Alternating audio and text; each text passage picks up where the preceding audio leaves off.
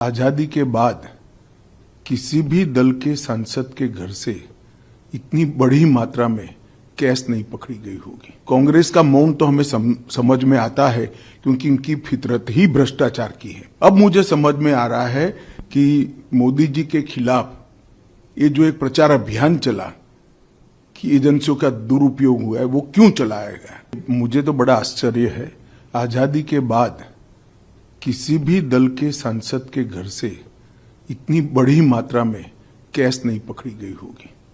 सैकड़ों करोड़ों रुपए का कैश सांसद के घर से मिलता है और पूरा इंडी अलायंस मौन है इस करप्शन पर। मैं तो पूछना चाहूंगा इनके साथियों को, कांग्रेस का मौन तो हमें समझ में आता है क्योंकि इनकी फितरत ही भ्रष्टाचार की है।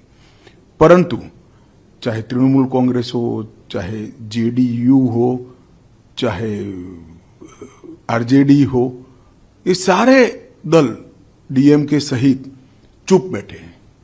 सपा भी चुप बैठी है, कोई रिएक्शन नहीं।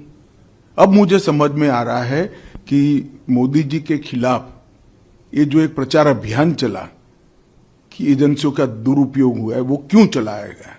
क्योंकि इनके जहन में एक डर था कि हमारे करप्शन के सारे कच्चे चिट्ठे खुल जाएंगे। और मैं मानता हूं कि ये उचित ही हुआ है। जिस प्रकार से इतनी विपुल मात्रा में भ्रष्टाचार झारखंड जैसे गरीब राज्य में हो रहा है, वो आंख खोलने वाला है।